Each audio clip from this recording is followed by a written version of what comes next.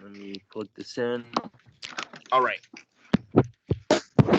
Ladies and gentlemen, what is going on, everybody? This is Joseph Conlon here tonight with the NXT Takeover 36 review, Sunday night, August 22nd, 2021. We made it, folks. It was a very, very long week. It was also a very historic week in professional wrestling. Friday night we had CM Punk. Last night was SummerSlam, and tonight we had the the last show of the week, NXT Takeover 36. I'm joined by two very good friends tonight. I'm joined by, of course, you now see him every Friday night on the Big Fight Fuel channel, Mr. Cameron Johnson. How are you tonight, dude? What is good, Mr. Joseph Conlon, man? What is good, my good friend Nick? I seen Nick repping the Tommaso Ciampa shirt, and that is appropriate here. It's appropriate that we get together here for what could very well be the last Takeover show as we know it. This could very well be the last time NXT is NXT. So it's very fitting that we all come together on this show to give one quick little eulogy to NXT. To give one quick little eulogy to NXT before they're properly killed off forever. But I am great to be here, man. Well, I'm happy to be here, and let's get this show started. Nick, what's up, buddy? What'd you think of NXT Takeover tonight? NXT Takeover 36 tonight. I'm just gonna say it out there. Where was this last night for SummerSlam? Why didn't we get this kind of why didn't we get this kind of a show a night ago in Vegas? Because Vince McMahon doesn't like professional wrestling, that's why. And he hates NXT also, apparently. Yeah, man. Absolutely. But I mean, with the rumored changes with NXT and such, and also watching on Twitter a video with the recent tryouts in Vegas and all. I'm gonna be honest with you guys. It's gonna be very, very interesting to see what happens in NXT in the coming weeks. And I believe they're gonna be taped in the coming weeks until mid-September with a new logo. I'm honest, to be very, very honest with you both, I'm very, very nervous for the brand. I really hope it's for the better, but I'm very, very nervous for them. I don't know what you think, but that's my thoughts on that. Yeah, I mean, they're taping shows starting tomorrow. Tomorrow and Tuesday, they're taping, I believe, 4 weeks worth of television. So they're taping 2 tomorrow, and they're taping 2 on Tuesday night, and a lot of stuff's changed. And you even heard the man Nick Khan say in an interview with Ariel Helwani that NXT is indeed going under a change. He says it's run by Paul Levesque. I think that's total bullshit. But he says that's going to be a lot of changes in the coming weeks in NXT that we're going to see. And I read this. I listened to the. I didn't listen to the whole extended Nick Khan interview. I listened to the NXT portion of it, and I watched tonight. And I'm like, why do we need to change everything about NXT? I mean, everything in NXT from the past 9 years resembled in the thing that AEW is resembling in right now, which is what we all loved, which was professional wrestling. That's what NXT, that's what Shawn Michaels, that's what Triple H was all about. They were all about professional wrestling. And Cam, I hate the fact that everything's getting changed, dude. I really do. It makes me upset. What do you think? I hate the fact that everything is being changed too. I really do. And don't get me wrong, I'm not against change. Don't get me wrong, I'm not against trying to change something, trying to make the show, trying to change something, trying to get the show a different feel, trying to get the show a different look. I'm not against that at all. But that's not what they're doing. If this is just going to be a case of where they're going to revamp the set, they're going to try some things out on the format, but it's still the NXT that we know. Hey, hey, go for it. I will never, hey, go for it. I will never knock WWE or AEW for doing something different, for doing something that we have not, for doing something we have never seen before. I will never knock them for that. But it doesn't seem like they're doing that. It seems like they're taking the brand and it seems like they're taking the brand and they're starting from scratch all over again, which I think is completely fucking stupid. Which I think is really stupid. I think it's a really stupid thing to do. You have an NXT formula that works, and the fact that they want to change it, because we want guys that are, we want guys that are star, we want big guys that are stars, and we want guys that can headline WrestleMania, which is stupid because I can name a whole, which is stupid because Adam Cole just wrestled what's probably his last match for the company. And I can tell you right now, if you don't think Adam Cole is a WrestleMania main eventer, you do not deserve to be in a creative position anywhere in professional wrestling. So it's just completely and utterly stupid. It's just completely and utterly stupid. But I can't wait to see how the changes end up. I hope they're not bad. I hope the changes are not bad, and I hope whenever we get on I hope whenever there's another takeover, if we do this again, we can hop on and go, well, I was really scared. We can hop on and go, we were worried for nothing. We're going to hop on and go, NXT is going to be okay. I don't think we're going to be able to do that, but I hope we're able to. Nick, your response? Yeah, the same here, man. Like I said, extremely nervous for the brand. Like I said, I really, really hope it's for the better. And the talent bringing in, are they going to be that good? I don't know. I mean, watching the Twitter video for the Las Vegas tryouts a few days ago, it looked like a lot of women were signed and some small guys. But and let me ask you this: like, do they ever stop signing independent indie guys? To ask you that question, because they can't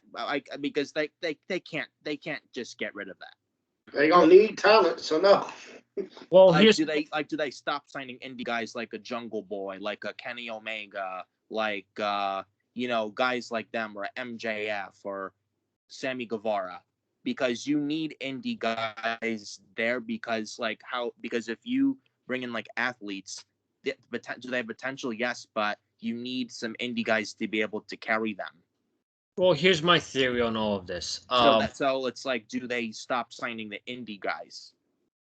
I don't know. We'll have to see. But they spent 2 years spending guys on different promotions because AEW was just getting started, and they wanted absolutely nobody to go to AEW. Now, in 2021, they resemble nothing in professional wrestling, and I wouldn't be shocked if they look in the market and they would rather have they're so dumbfounded that they would rather have guys that they rather have football players, track and field sports, bodybuilders. They're not looking for actual professional wrestlers that resemble professional wrestling. They're looking for people like Gable Stevenson, who showed up on a SummerSlam last night. They're looking for Rob Gronkowski's. They're looking for whoever, and that's unfortunate, but that's their mentality, and I don't like that. And who knows? Whenever Gable Stevenson comes in, who knows when he's going to be ready to even be on NXT. It's going to take years to process. Do you guys agree with that? Yes. I do agree with it. But I want to say, I think WWE should do both. I don't want to see them stop signing indie guys and stop signing guys that have never wrestled a day in their life, because I think it's a good mix. Because I think it's a mix. Because I think it's always good to have a mix of both. Look at Bianca Belair, for example. Bianca Belair was a track. Bianca Belair ran track. Bianca Belair was a track star. She got signed to WWE not having wrestled a day in her life, And she's one of the biggest stars, she's one of the biggest stars in the company. Baron Corbin, another example. Baron Corbin has admitted the only reason he got into wrestling was because he thought he could make more money this way. And we've seen the success that Baron Corbin has had. Montez Ford, another one. I don't think Montez Ford wrestled. Montez Ford being another one. So I think it's always good to have a mix of those guys, but I just don't want them to stop signing indie guys, and I don't want them to stop signing indie guys and have them not sign guys that I haven't wrestled before. I think it's good to have a mix. I think you always got to have a mix in there because one of those guys could be a diamond in the rough. You don't know. Same thing with Jay Cargill. You don't know. Same thing with Jay Cargill. Jay Cargill was a bodybuilder. I don't think she ever had any wrestling experience, and she's very, very impressive. She's very, very impressive. So, but you gotta have those indie guys to help work with those guys and help them out. Gable Stevenson coming in, I don't mind it personally because from the track record we've seen with amateur wrestlers coming into pro wrestling, that track record has been pretty good. Kurt Angle, amateur wrestler, came in one of the best of all time. Chad Gable, amateur wrestler, came in one of the best of all time. Jason Jordan, amateur wrestler, came in very good. Jason Jordan came in very good. So if they want to sign Gable Stevenson and see what Gable Stevenson can do with him having that amateur wrestling background, since it usually works out pretty good, I have no issue with it. But they need to have a mix. They just can't stop signing indie guys and looking for guys that can't work. They got to have a mix. Mr. Fury, your thoughts, and then we'll get into the Takeover show. Yeah. I mean, listening to Nick Khan a little bit today, saying that like we don't want to just do the same thing. All we want to do like we want to do something else. Like, does that mean are they going to stop signing indie guys? It's because like they're going to want to try and sign, because like I think there's some AEW contracts coming up. Like it's like WWE's going to want to try and like look into that. So it's like, yeah, but AEW's not competition, right? Sure they're not. So it's like you gotta wonder. It's like, are they going to stop signing indie guys? They can't. Yeah. They really can't. Yeah. I really hope, like, it's going to be extremely interesting to see what happens with NXT the coming weeks. I mean, I'm definitely going to keep a close eye. I just don't know what's going to happen, how it's going to be. I just really honestly hope to God it's for the better. I really do. And they need to get back on the WWE Network and at 1 hour. Yeah,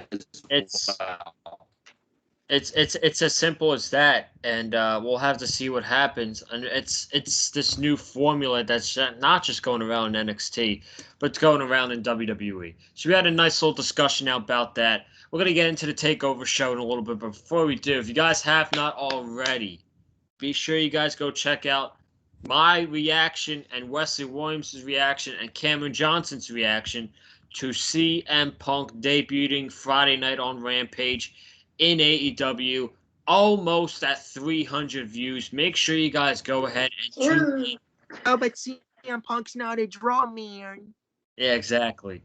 He's trending #1 on YouTube for 2 days in a row. I'm sure he's a draw. And then last night, we talked more about CM Punk, but we also talked about SummerSlam, John Cena versus Roman Reigns, the returns of Brock Lesnar and Becky Lynch. All of that is on the Big Fight Fuel channel. So, of course, go ahead and check that out right after this Takeover 36 review. But we are going to get into this review right now. We're going to get into the show. We started off the show, not the pre-show. I'm not going to talk about the pre-show because the match was a waste of time. We started the main show with Cameron Grimes and LA Knight, the third and final chapter for the $1 Million Championship. If Grimes loses, Ted DiBiase becomes the butler for LA Knight. I thought this was their best match by far. The ladder match was good. The match at Great American Bash was okay. I thought that this match was very good to open up the show.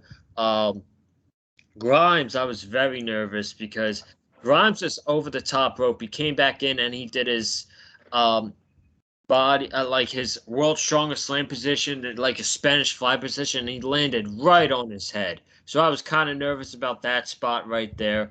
LA Knight, LA Knight. I'm just gonna get to the ending. He grabs the $1 million title and he's trying to hijack out of the CWC. Um, so the referee gets distraction. She gets a hold of him, grabs the $1 million title. Cameron Grimes then distracts the referee by taking the championship. And on the outside, Ted DiBiase puts in the $1 million chokehold in on LA Knight, passes out LA Knight. Grimes is no longer distracting the referee. He sees his opportunity. He hits the cave in on um on LA Knight, and Grimes busted open during the match as well. Cameron Grimes gets his biggest moment in NXT on a takeover stage and wins the $1 million championship over LA Knight. Gotta be happy for Cameron Grimes, man. Such a really cool moment and such an awesome way to end off the feud um, with LA Knight. Nick Fiore, I see that you're excited about this match, so I'm going to hand it over to you first, and then we'll get to Cameron. Cameron Grimes. Good old Cameron Grimes. You know, tonight was Takeover 36, and I was going to make the $1 million man proud. I was going to kick LA Knight's ass. I was going to win the $1 million championship, and good old Cameron Grimes was going to go straight to the moon.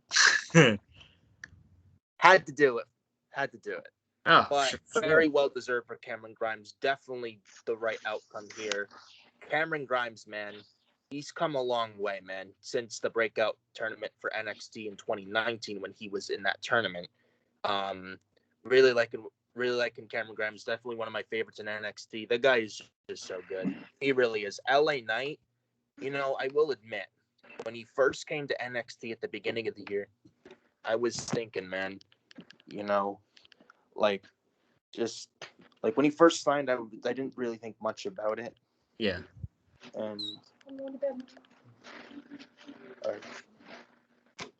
Yeah, LA Knight. I mean, at the beginning of 2019, I didn't think much. It was like, this is like not big of a signing because I know it's like he was good in TNA, but not a lot of people watch Impact. But and the name LA Knight, like it was like just it didn't. I was so used to Eli Drake, but then getting so used to the name, and now he's just LA Knight is just great. Like you look at a guy like LA Knight. You could easily see this guy fit like on a SmackDown in the mid card over the IC title. The guy is just so good. He like you think about like a good prick like heel, like you look no further than LA Knight. Yeah, I could see that. I'm gonna give it to Kevin Johnson first, and then I'm actually gonna talk about LA Knight a little more. So, Cam, what did you think about this opening match?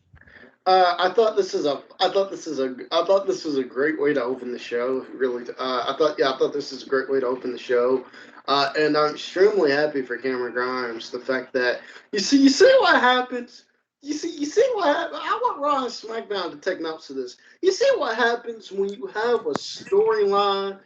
You see what happens when you have a storyline that's easy to get into. People like the good guy. They actually hate the bad guy. I know what a concept. And it builds, it builds, it builds.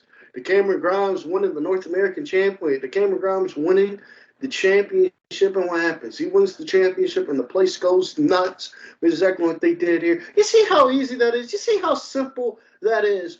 But I thought this is absolutely great. I thought this was absolutely great. Super happy for Cameron Grimes. This is absolutely the right decision. This is absolutely the right decision. It was time. I thought Ted DiBiase locking in the $1 million dream on LA Knight was a nice touch. And it was a very nice touch. And Cameron Grimes, at least in NXT, this is the first step in the evolution and the ascension of Cameron Grimes. This is the first step, at least in NXT. Main roster, I don't know. But NXT, I see that guy with the NXT championship I see that guy probably win the NXT championship probably next year. The guy is great. This match was great. The storyline was great. And the storyline is great. And I'm curious to see where both men go from here. Well, I think that Grimes is going to be in the future for NXT in a while. As far as LA Knight goes, I said it on Twitter after this match. I think LA Knight is needed more down on Raw or SmackDown than he is on NXT. I just don't really think he has much value in NXT. He's great at what he does. Don't get me wrong. He's a hell of a promo.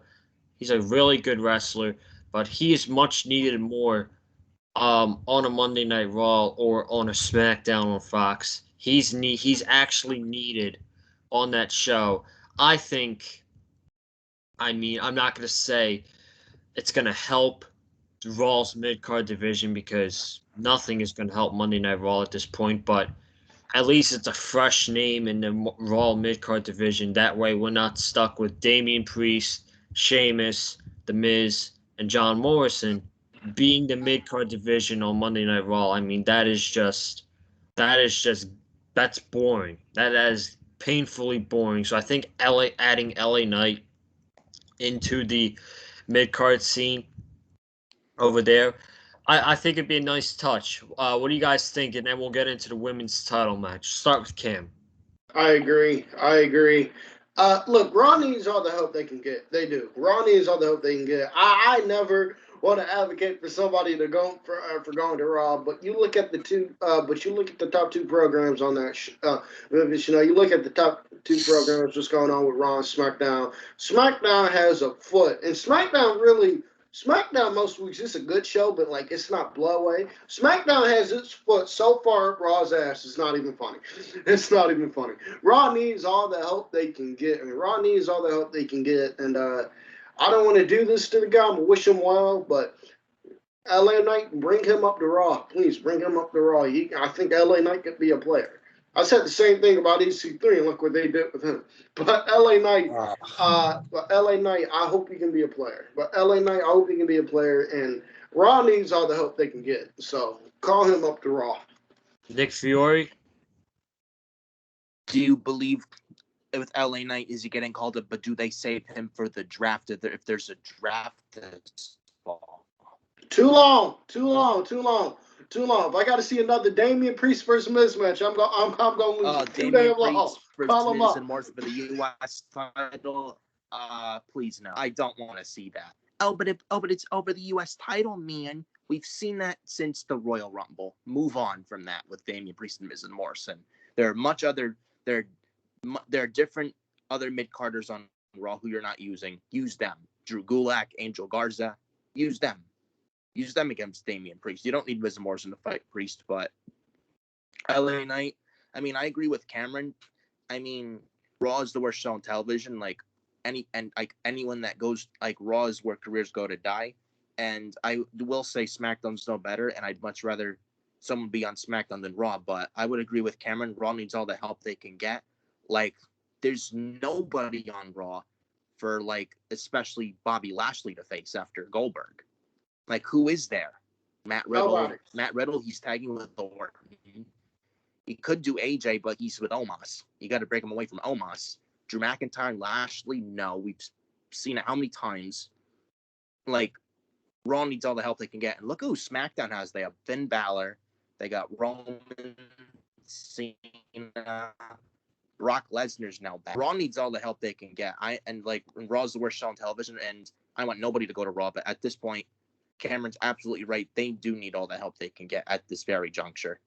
So Yeah, I'm with you boys. I'm not waiting to call up LA Knight until the draft. The draft is way too far away. You need as much fresh faces on that brand as possible. But knowing them, if someone is listening to this, God forbid, someone's listening to this in WWE, it's probably going in one year and out the other. So who are we, you know? But let's get into the women's title match. Dakota Kai got her shot against Raquel Gonzalez. I thought this match was good match. I don't know about you guys, but I thought this crowd was fully behind Dakota Kai, even as the heel of the match. I thought the crowd was fully behind her. And I predicted Raquel to win. I knew she was probably going to win, but man, I just had that feeling. I was a little upset when Dakota Kai lost because like she lost another women's championship match, and Raquel Gonzalez, very good wrestler.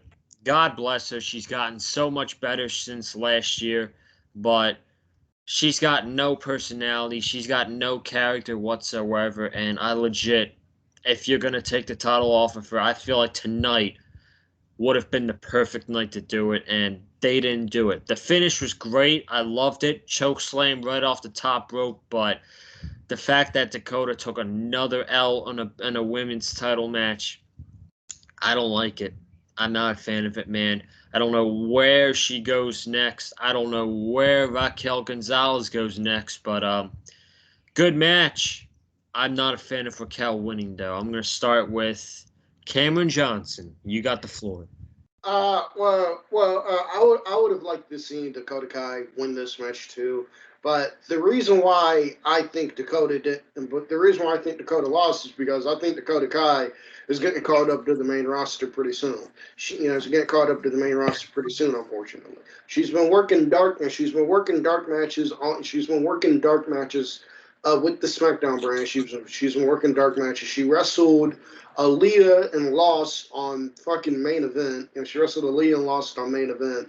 And so when you look at the fact that she's having these tryout matches on the main roster, I think it means that she's on her way up. And I don't think NXT wanted to put the championship on Dakota, only to have to take it off her a couple weeks later, because I think Dakota Kai is going up to the main roster. So that's why I think Dakota Kai lost tonight. In terms of where Raquel Gonzalez goes from here, after the match, Kaylee Ray came out. Kaylee Ray is a part of NXT official. I would hotshot that belt on Kaylee Ray. I would build the Kaylee Ray and Raquel Gonzalez at the next Takeover show. Get that championship off Raquel. Hotshot it on the Kaylee Ray.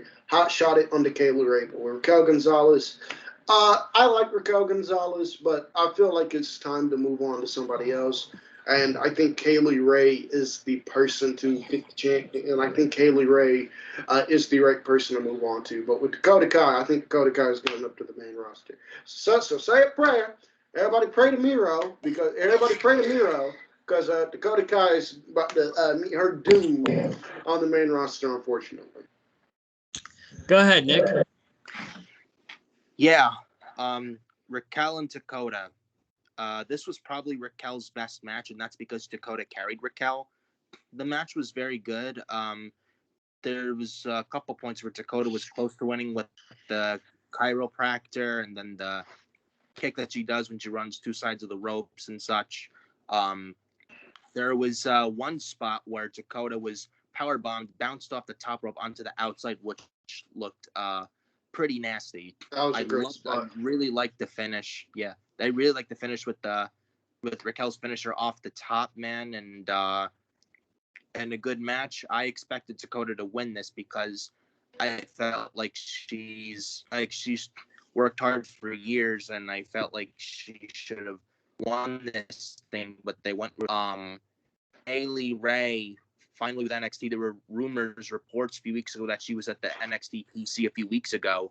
And honestly, this is what the NXT Women's Division needs with Kaylee Ray there. She literally did everything there was to do in NXT UK, longest reigning NXT UK Women's Champion in history, battling the likes of Toni Storm and Piper Niven and Mako Satomura, who she lost the title to months ago in NXT UK in a very good match. And now Kaylee Ray's on NXT in the States. I think this is a good move, and it looks like she's going to be a heel.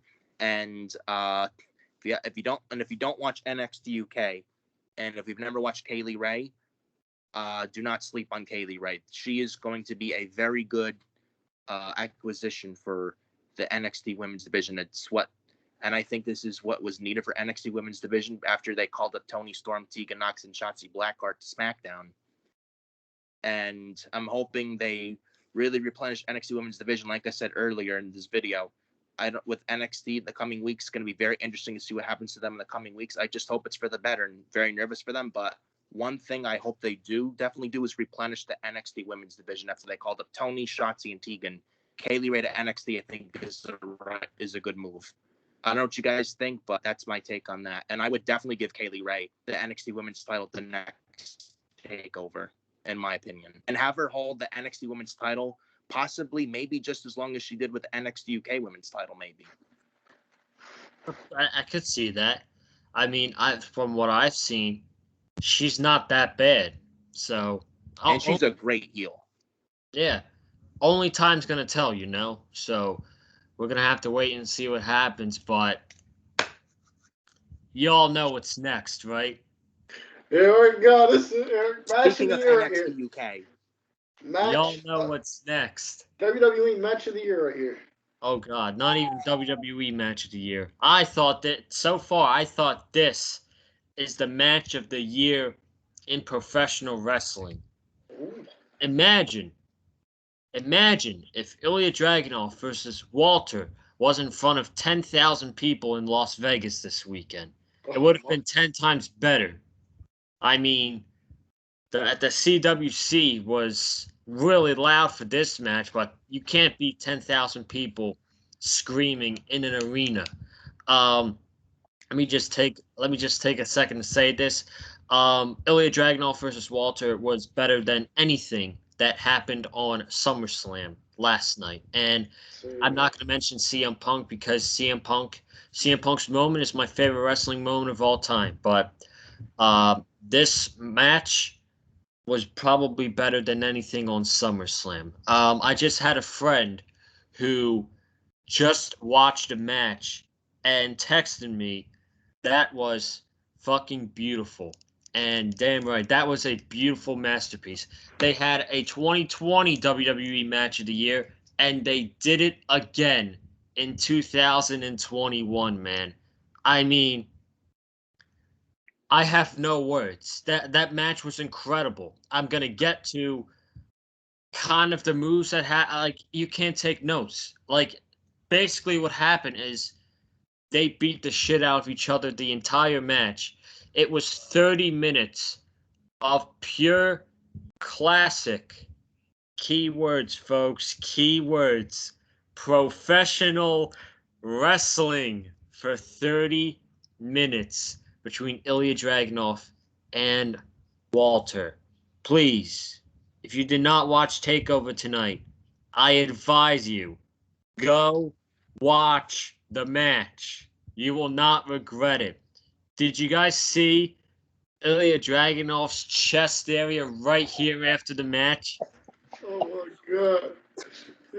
Yeah, Dragunov took a beat, and Dragunov took a beating in this match. This match was fucking awesome. This was a classic WWE match right here. First off, I want to say, I don't think Walter gets enough credit. When we bring up the very best in the world when it comes to professional wrestling, we obviously bring up an Omega. We obviously bring up an Omega and Adam Cole or Roman Reigns, and AJ Styles, Shingo and Ospreay. We always mention those guys. But one name I want to start hearing more of when we talk about the absolute best in the world is Walter. This man, for 857 days since he stepped foot in WWE, has been a 5-star match machine. Has been a 5-star match machine. This man is absolutely great. Only pinned twice during this entire reign as NXT UK champion. And this match here was absolutely beautiful. This was beautiful. This was beautiful. This was an absolute classic masterpiece. I love when two guys go in there and beat the piss out of each other. It's real fun for me when I watch wrestling. That's one of the reasons why I'm such a big fan of Timothy Thatcher, because Timothy Thatcher, when he goes in there, actually makes you believe he's beating the living hell out of his opponent. That is what Walter does every time he goes in there. You could not pay me all the money in the world to step into the ring with Walter. Ilya Dragunov is an absolute crazy man. We saw him bloody, busted open in his match with Roger Strong on NXT last week, I think it was. This right here was absolutely no different. This here was absolutely no different. Walter and Dragunov beat the piss out of each other, and I loved it. I was not expecting Walter to tap out. But hey, that made the moment even more special. This match is great. The near falls are great. My hat's off to Dragunov and Walter. Match of the year in 2021 so far. And match of the year in 2021 so far. This was great. This is an And absolute classic. Nick, I'm gonna let you give your thoughts in just a second, but I want to mention something real quick. I'm not even mad that Walter tapped out, to be honest, because Dragunov had a chokehold in for like 3 minutes straight. Anything Walter tried to do, Dragunov did not let go. He ran into the turnbuckle. He jumped off the freaking second rope. He slammed him into the ring ropes. He did not let go at all. And the one thing that I loved about this match, I mean, I loved everything about the match, but one thing that really stood out to me that, sometimes in professional wrestling, you don't see a lot, but Walter made this man earn it. He said, "You want to beat me, Dragunov? You really want to take the title off of me? You have to earn it and try to beat me." And Dragunov, as much punishment as he took, he earned it. And Walter, man, I think Walter put him over big time tonight. And I think Dragunov, with the expense of Walter, really climbed up there as one of the best wrestlers in the world. I mean, that dude is intense as hell. One of the most intense wrestlers in the entire WWE. Nick Fiore, we talked about the match for like 5 minutes already. You have not given your thoughts, man, so you can talk about the match as much as you want. Oh, I got a lot to say about this. This is definitely, and I'm going to say this, with the Fiore Station YouTube channel, with the year-end rewards at the end of this year, when me and Adam and DJ Storms do it on the Fiore Station YouTube channel at the end of this year, when it comes to match of the year, this match here is definitely going to be a candidate on that category, hands down. Hands down. This was not even a match for like at least 20, 25 minutes. This was not a match. This was a brutal war. This was two men legit trying to kill each other. Legitimately. Walter doing a splash off the top, how he beat Pete Dunne for the NXT UK title at Takeover New York, and Dragunov kicked out. The Dragunov's chest just beat red. I would never want to get in that ring taking a chop from Walter, man. Holy shit. Mm-mm. And Walter and Dragunov, this is only the second time they fought. This was better than their first match. And Dragunov winning, I knew he'd win. This was awesome. And I even said it, and with the rest of the card, I don't think anything else is going to come close to this. And I agree with you, Joe. This was better than SummerSlam last night, hands down. Like, where was this during last night? Legitimately. And the great match with Dragunov Walter. Dragunov, the new standard bearer now for NXT UK. And it's like, I don't know if you guys watch NXT UK, but if you don't, but if you don't, and with Ilya Dragunov and Walter delivering, it's like NXT UK, man. It's only an hour show on the network on Peacock. Way better than Monday Night Raw. Lots of great young UK talent over there. This was just awesome, man. Who do I think challenges Dragunov first for the NXT UK title? There's Noam Dar, there's Nathan Frazier, Ben Carter over there. There's Rampage Brown, Joe Coffey. They have a lot of good young talent over there in NXT UK who could really challenge Dragunov for the NXT UK title over there in NXT UK, man. But as far as Walter goes, do you see him potentially jumping to NXT in the States after tonight? And Yes. do you see Samoa Joe facing Walter for the NXT title at an NXT takeover? Yes. I do that. Yes. That needs to be the match. Takeover WrestleMania weekend. I know, like Joe saying, Walter like, for the NXT ago, he title. doesn't want to be in the States, but maybe He don't Walter gotta move. changed his mind on that. He don't got to move. And Marcel Bartel and Fabian Eichner, they're in NXT in the States, so why not? He ain't got to move to the U.S. He ain't got to move to the U.S. He can be the Brock Lesnar of NXT. Just show up whenever the hell he want, and show up whenever the hell he want, beat the piss out of people, and hold that championship hostage. He can be the Brock Lesnar of NXT for all I care. As long as I ain't got to see him on Raw and SmackDown, that's cool with me. As long as I got to see him on Raw and SmackDown, that's cool with me. Let me tell you something. Walter, You know what I'd love to see? Mania weekend, that NXT needs to be the champion. championship match. Yeah. You know what I'd love to see with NXT with Walter, though, if he goes to NXT in the States? Walter being NXT champion just as long as his reign is the NXT UK champion. I wouldn't mind that at all. If we get I wouldn't mind that at all. If we get matches like this every takeover with him as a champion, go for it. Go for it. Go for it. Go for it. He can hold that championship for 10 years. So I like it. If we get classes like this, go for it. I want to mention something that we talked about off air. Nick Fiore brought this up earlier. You look at this match and it's like, how in the world do you think in 2021 professional wrestling is not going to get over on Monday and Friday night? And you think sports entertainment is the way to go? You can't possibly. I see Cameron laughing already. You can't possibly tell me that you put a match like this to open Monday Night Raw for 25 minutes and you tell me that shit's not going to get over with the audience. Please. It absolutely would. It absolutely would. It absolutely would. Even if the crowd doesn't know, even if the crowd don't know who the fuck these two men are, which is a possibility, even if they don't know who the hell they are, I guarantee you just let them go. I guarantee you just let them go out there 15, 20 minutes in the opening segment of Raw, 15, 20 minutes in the opening match of Raw. Even if that crowd doesn't know who they are, they'll have them in the palm of their hands at the end of it. They'll have them in the palm of their hands at the end of it, and they'll be dying. They'll be sitting there going, damn, man, I want to see more of them guys. Them guys want to beat the piss out of each other. Yeah, absolutely. Nick? Yeah. It's like, how do you look at Dragunov, right? How do you look at Ilya Dragunov?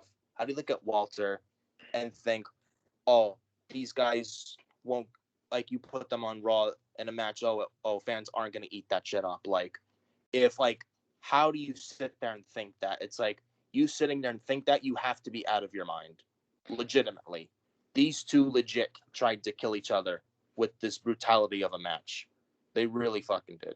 They really, really did. But it's like, like Dragunov, man, well deserved winning this match, and sports entertainment, it's not the way to go anymore. It's really not. We just want wrestling. That's all we want. Yeah, I don't know how hard that can be. Like, if we saw this kind of wrestling on Monday Night Raw, like on Monday and Friday, especially on Mondays, if we saw this especially on Mondays, we wouldn't be complaining as much. That's all we want. And yet people, it's like, oh, you love to hate them. You want them to die and go out of business. You want AEW to put them, like have them close shop. It's like, and then it's like, oh, stop hating on WWE and their product. If you don't like it, don't watch it. We complain because we care. We just want to see the company do good. If we didn't care, we wouldn't voice our opinion and complain. We just want good wrestling. That's all we're saying. It's not that difficult. Just look at tonight. If that was on Monday Night Raw, I swear to God, Raw would be much better off for it. Oh, without a doubt, man. And my God, I'm pretty sure I will be going back and watching this match sometime in the near future. Definitely the match of the year so far in WWE, and in the world of wrestling. I mean, just pure professional wrestling for 30 minutes, man. It was unbelievable, and easily. If CM Punk had not debuted, if CM Punk had not debuted in AEW, this would probably be my favorite thing of the entire week. I'm not going to bring up Brock Lesnar showing up last night because you guys know my thoughts on Brock Lesnar showing up last night. Go ahead and check out the SummerSlam review if you have not. But if CM Punk had not showed up on AEW Friday night, this probably would have been my favorite thing the entire week. So, I mean, just unbelievable stuff, man. It's It's unbelievable. But we're gonna get into the next match here. Poor Kyle O'Reilly and Adam Cole had to follow this match, and part of me did not care, and part of me did care because I mean it's Adam Cole. He's the best wrestler in the world behind Kenny Omega. Um, the match, the 2 out of 3 falls was, you know, I thought it was really good stuff. Not as epic as Johnny Gargano and Adam Cole, and I believe Ciampa and Gargano had one, but this was good. Um, Singles match. Kyle O'Reilly won in about 8 minutes by a roll up. I thought the street fight was their best match on the 3 falls. I thought the street fight was absolutely great, and the spot that Kyle O'Reilly, the spots that O'Reilly took with his back hitting the metal part of the turnbuckle, him selling the shit out of that. Um, him especially towards the end, off the top rope, being thrown off and hitting the 2 points of the steel chairs. I mean, you can't want to say you can't pay me to get in the ring with Walter. You can't pay me to take that spot that Kyle O'Reilly took, man. My back would be messed up for weeks if I did that. But that led to the last shot by Adam Cole, and they played it off like Kyle O'Reilly was legitimately injured. And I thought that was I thought that part right there was great. And then finally, we got the third and final fall, the steel cage match. This really didn't go long as well. Adam Cole handcuffed Kyle O'Reilly, gave him a couple super kicks. Then O'Reilly caught him in the heel hook, and while handcuffed to the top rope, Adam Cole just tapped out. Adam Cole tapped out, and he put Kyle O'Reilly over, and O'Reilly wins the feud. And this was probably Adam Cole's last match ever in NXT, whether he's leaving the company or he's going up to the main roster. I mean, I hope he does the right thing, but no doubt this is Adam Cole's last match ever in NXT. In my opinion, I don't know if you guys agree or not, but in my opinion, Adam Cole's the greatest NXT wrestler of all time. That's just that's the way it is. His resume is like an all-star lineup in the NBA. So that's what I compare it to. Nick, I'm gonna give it to you first this time, and then we're gonna get over to Cameron with his thoughts on the match. So, Nick, go ahead, buddy. Yeah, Kyle O'Reilly, Adam Cole, part 3, 2 out of 3 falls. The throughout this 2 out of 3 falls match, especially the second fall, the street fight, Kyle O'Reilly legit got his ass kicked, selling the ribs and the back foot part of this match. O'Reilly took a beating, man. He really, really did. And then with the cage match before the cage rose down completely and such, and two guys. I mean, it was a good match. Definitely not better than Dragunov and Walter. Not by any means, but but Adam Cole and Kyle O'Reilly, man, good match. But I don't know, like honestly, you watch the third fall, and Kyle O'Reilly wins with that knee bar. Adam Cole just tapping out. Like, I felt like the third fall, in my opinion, felt rushed. I don't know what you think. I don't know if it's just me, but I really feel like that third fall just felt very rushed, in my honest and brutal opinion. But is Adam Cole like? But it's like I'm hearing things. Adam Cole hasn't signed a new contract with WWE right now, so, and then the Young Bucks and Britt Baker. I don't know if they're trolling or and such. Maybe or maybe not. I really like. Is Adam Cole gone? Is he staying? I really, really don't know what's going on. And then you look at that third fall, and I felt like it was rushed. Like, is it? And after, because of that, is it really the end of Adam Cole in the WWE? I don't know. I really, honestly, I wish I could give you the answer, but I can't, because that third fall with that knee bar, just like Adam Cole, and you saw, and if you've seen the visual, there was a kendo stick right next to Adam Cole. I thought he was going to use it to Yeah, I break the did knee too. bar, and then Adam Cole just taps, and I'm like, it's like and I felt like the third fall being rushed, and because of the third fall being rushed, it's like, is Adam Cole really leaving? It's like, I really don't know after that at this point. I don't know. I mean, honestly, I don't care where. I mean, and I'm gonna be honest. Adam Cole, whether he leaves or stays, I don't care what he does. I just want the man to be happy. Well, Whatever he chooses, I support him all the way. well, let me just say this. As much as I love Adam Cole's one of the best professional wrestlers in the world. But ever since this rumor's been brung up, um, my stance on Adam Cole is he should do the smart thing and go talk to Tony Khan and go to Jacksonville, because if he stays in WWE and he's going up to the main roster, he's done with NXT.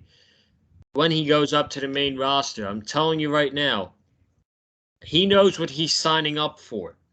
And just like everybody else, he's a mid-carder for life. He's in the same position as Apollo Crews and Sami Zayn and Karrion Kross. and Cross and Ricochet and Nakamura. He's not going to be a main eventer on the main roster. He's a mid-carder for life, whether he's on Monday Night Raw or SmackDown. Adam Cole is a mid-carder. I hate saying that, but that's his fate. That's his ceiling on the main roster, because God forbid Vince McMahon is going to push a professional wrestler to the top of the company. So that's my stance on it. Cameron Johnson You look at a is guy like Adam Cole, man. You look at someone like Adam Cole. Sorry. You look at a guy like Adam Cole, and it's like, how do you sit there and think, oh, this guy's not a WrestleMania headliner main eventer? Guy's one of the best in the world, like you said. yeah, absolutely. Go ahead, Cameron. I'm just gonna say this. Look here, Adam Cole. Look here, Adam Cole. You're probably out the CWC right. You're probably out the CWC right now. I'm pretty sure you just took a shower, talked to everybody there. Let me explain something to you, Adam Cole. Keep walking, Adam Cole. Get in your car and keep driving. Keep driving, Adam Cole, and don't stop. Don't stop till you get to Jacksonville. You see this right here, Adam Cole? Don't stop till you get to Jacksonville, Adam Cole. Look at Tony Khan. Look at, if you're listening to this, of course you are. Everybody listens to Big Fight Phil. Listen here, Adam Cole. Listen here, Adam Cole. Nick Khan and Vince McMahon been tripping. They've been tripping this year, talking about how they don't want any smaller guys, talking about how they not wrestling this, that, and the third. Tony Khan is a fan of professional wrestling, Adam Cole. And Tony Khan booked some great matches, Adam Cole. He booked some great storylines on his television show. And I'm pretty sure the Young Bucks and Kenny and Cody and everybody in between will love to have you on the roster. I'm pretty sure they can find some room for you, Adam Cole. So come on in. So come on into the roster, Adam Cole. Come on in and be all elite. But now that I've gotten that out the way, I thought this match was great. I thought this was a lot better than Adam Cole and Johnny Gargano from Takeover. I was not a fan of that. I was not a fan of that match at all. I'm sorry, I wasn't. I thought this was much better than that. I thought this was much better than that. I thought this was really good. I thought the first fall I thought kind of fell flat. I was expecting them to kind of go into it a little bit more before we just got the first fall. The second fall I thought was great, and the third fall, I'm with you guys, felt rushed. But the third fall, when Adam Cole is in the knee bar, he has the kendo stick. There's the kendo stick right there. And you think he's going to use it. It reminded me, in a way, of the Batista Triple H Hell in a Cell match from Vengeance 2005. If you remember that match, Batista got Triple H up for the Batista bomb, and Triple H grabbed the sledgehammer. And as Batista is hoisting Triple H up for the Batista bomb, they tease that Triple H is going to use the sledgehammer. He's going to hit Batista, but Batista hits the move right before Triple H can do that. Batista retains. That's kind of what that reminded me of here. But I thought this is a great match. I did. In terms of where Kyle O'Reilly goes from here, they're probably going to build the brand around him. They're probably going to build the brand around him. I can see him as NXT champion, which Kyle O'Reilly's NXT champion, if I'm being honest, does not do anything for me because I don't think Kyle O'Reilly is a main event guy. I'm sorry, I just don't. I just don't think he's a main event guy. But I thought this was great. And in terms of who's the best NXT superstars of all time, you said Adam Cole. I'm gonna go. You said Adam Cole. That's not a bad choice at all. I'm gonna go with Johnny Gargano. I think Gargano is the greatest NXT star of all time because I think he's literally Mr. NXT. But you said I'm Cole. I have no issue with that at all. You said I'm Cole. I have no issue with that at all. Both these men have really made NXT to what it is today. Damn, I said Adam Cole. Cameron said Johnny Gargano. Is Nick gonna say Tommaso Ciampa? Well, you have your Adam Cole, you have your Johnny Garganos, you have your Finn Balor's, your Nakamura's, your Bobby Roode, your Samoa Joe's, your Neville / Pax, your Sami Zayn's, Kevin Owens, Aleister Black / Malachi Black, Andrade, etc., etc. But there's one, got to be Daddy Ciampa right here, Tommaso Ciampa, right here, the Black Heart. All right. Tommaso Ciampa, man. But no disrespect to Adam Cole and Johnny Gargano, though. They're both greatest NXT superstars of all time as well, nonetheless. Definitely the pillars of NXT. Definitely the pillars of NXT. If you had to make an NXT Mount Rushmore, this is a question that gets thrown out on Twitter all the time.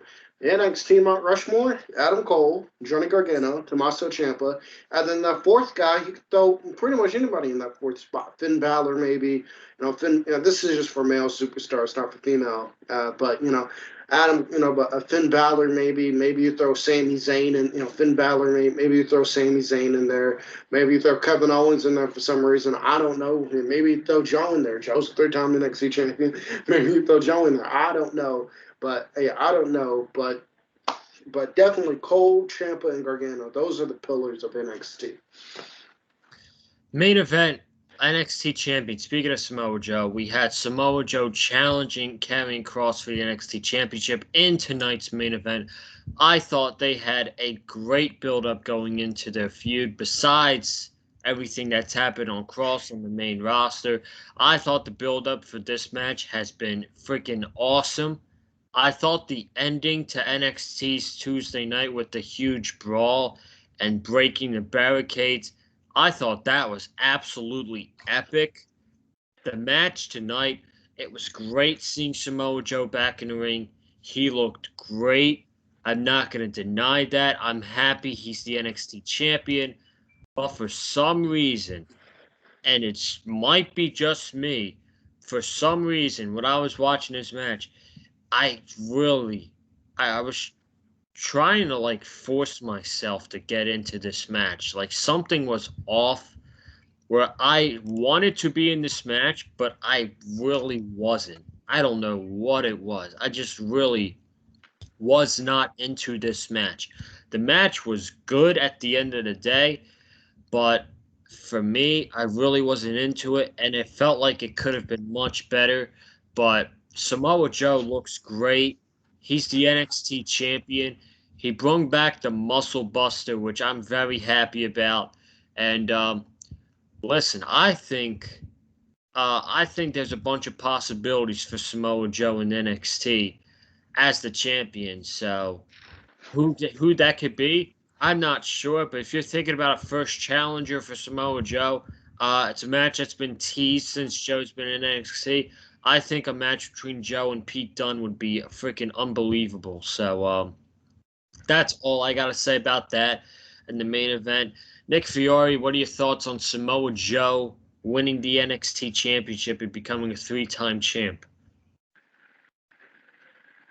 And it's speaking with Samoa Joe and Adam Cole, it's like you gotta think it's like imagine Samoa Joe and Adam Cole. If Adam Cole stays or leaves, and it's like just imagine if we would have gotten Adam Cole, Samoa Joe, if Adam Cole is indeed out the door, man.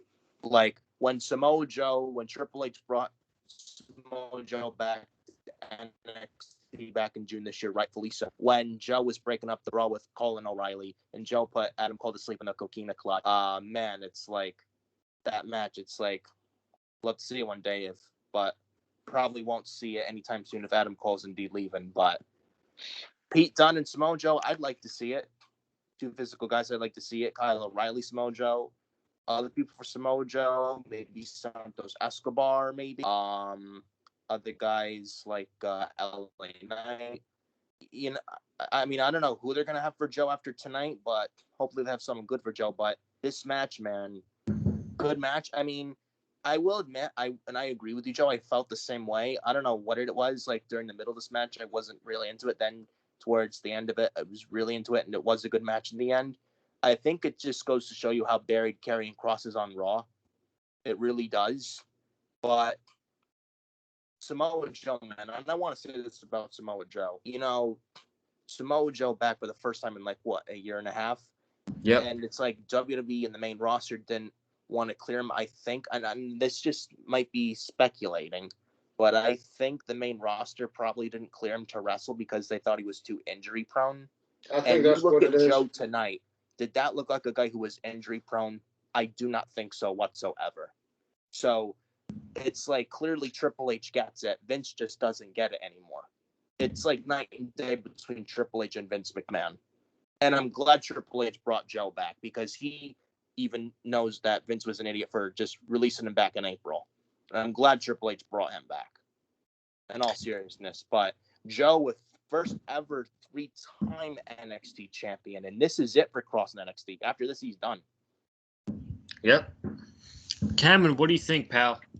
Well, Samoa Joe is a 3-time NXT champion.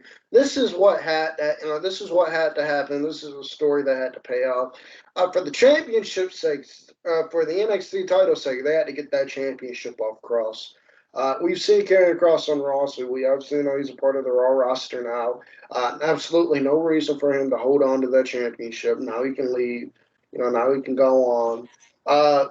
Two things. One, where the hell is Scarlett Bordeaux? If I gotta watch a Karrion Kross match, I at least want. If I gotta watch a Karrion there tonight. Exactly. If I gotta watch a Karrion Kross match, I at least want Scarlett Bordeaux on the outside to look at. At least want Scarlett Bordeaux on the outside to look at. So why was she not out there? That's what I want to know. But this is what had to happen. This is what had to happen. Joe had to win the NXT title.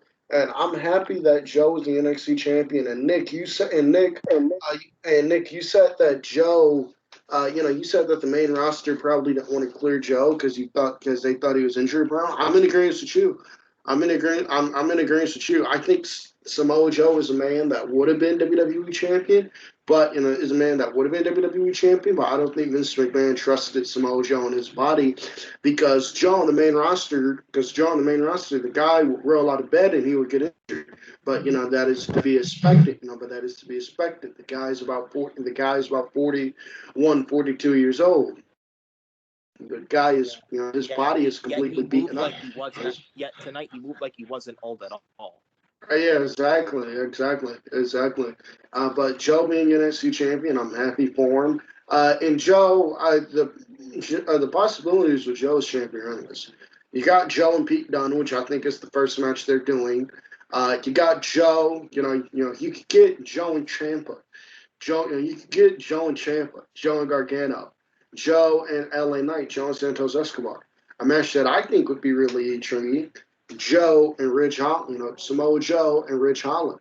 Hell, Samoa Joe and Timothy Thatcher. You know how big a fan I am of Timothy Thatcher. I want to see what he can do in there with Joe. But I want to see what he can do in there with Joe. But I think the ultimate payoff with Joe is him dropping that championship to Walter WrestleMania weekend. I think that is what needs to happen. I think that will happen. But it's good to see Samoa Joe back in NXT, man. Triple H has a brain about him. Samoa Joe got released. Samoa Joe got released. Triple H called that man up immediately. Said, come on back. Triple H has a brain about him. But this is. I'm very happy that Samoa Joe is the NXT champion right now. Yeah, Triple H. Can I just say with Samoa Joe and his T-shirt, man, it looks beast. Said provoke me. The new gimmick. I may actually buy it one day. Hey, you probably get it right now on WWE Shop, so. Though maybe they may have better luck than that with the new AEW CM Punk shirt, which the night he came back this past Friday night on Rampage, the AEW CM Punk T-shirt, brand new one, sold out and the page crashed the first night. I know. CM Punk crashed Joseph's internet Friday night. Yeah. Crashed his power. Dude, my internet went out because of CM Punk, but ladies and gentlemen, I don't know if this is the last official NXT takeover of all time, but I thought it was a great show tonight. And I want to thank each and every one of you for tuning in to the review. If you have not already, be sure to subscribe to the Big Fight Field channel. We have some new, fresh content coming out this week. I'm going to try to not do too much this week because this past week was very, very busy. Probably the most busiest week of professional wrestling outside of WrestleMania for me. This was probably the biggest week of the entire year. And then after next week, we got All Out. So I'm going to have to save my energy for that. So subscribe to the channel. Comment down below. By the way, I'm sorry if you hear that outside. I got fireworks going outside of my house for whatever reason. I don't know. But comment down below your thoughts about tonight's NXT TakeOver. Hit the like button if you like what you heard from myself, Cameron Johnson, and Nick Fiore. Hit the follow me on Twitter and Instagram as well at Conlon_Joseph. Cam, where can they follow you on your socials, pal?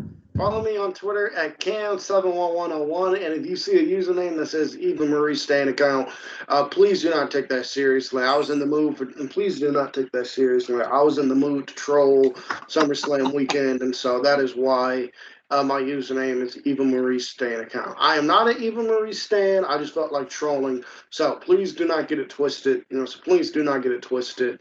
But yeah, follow me on Twitter at Cam71101.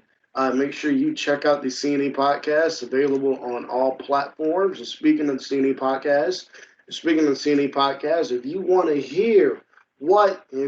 hear what my co-host Escobar thought of CM Punk's return, make sure you check out the CNE podcast available on all. Make sure you check out the CNE podcast available on all platforms. Folks, I don't know if Cameron's telling the truth, but he secretly texted me last night. He loves Eva Marie. You know what? I just want to say that. I just want to say. Hey, man, let me tell you something, man. That match against Alexa Bliss last night was like Brett versus Owen, 94 remastered, man. That was something else, man. That was something else. Best match in SummerSlam history, right there, man. I don't know, man. I don't know if you told the people the truth, but Nick Fiore, where can they follow you on your socials? The socials, the Twitter sticks. Follow me on Twitter at FioreNick579. Follow me on Instagram at NicholasFiore2014. You can follow me on Facebook as well at Nicholas_Fiore31. You can add me as a friend on Facebook if you like. The recent videos actually also with the Furious Nation channel on YouTube. The recent uploaded videos, the preview predictions for SummerSlam 2021 and the preview predictions video for NXT TakeOver 36, and as well as the SummerSlam 2021 review and results video. So be sure to check those out. And like I said, Twitter, follow me on Twitter at FioreNick579. But just like Cameron and Joseph Kahn, I also like to talk about wrestling as well. We all love wrestling. But as Cameron would say, or somebody else would say, or as people would say, or as we would say actually, or as people like us would say, there's a difference between an opinion and stupidity. So just be warned, don't come into my comments or my Twitter feed with sheer stupidity. You get blocked or you get muted. No exceptions. No exceptions. I either block or I mute you. No exceptions. No exceptions. Or if you're or if like Polana Productions, who's just full of sheer stupidity. If you're a troll, I'll block you. No questions asked. No questions asked. If you got a username that's like BlissBot, and then it got like and then it got like a whole bunch of numbers, instant block. No questions asked. Folks, I'll see you for the Raw review tomorrow night. Have a good night. Stay safe. Like I said, I'll see you for Raw. Logan Paul tomorrow night should be a fun night. Have a good one. Maybe not. I don't know.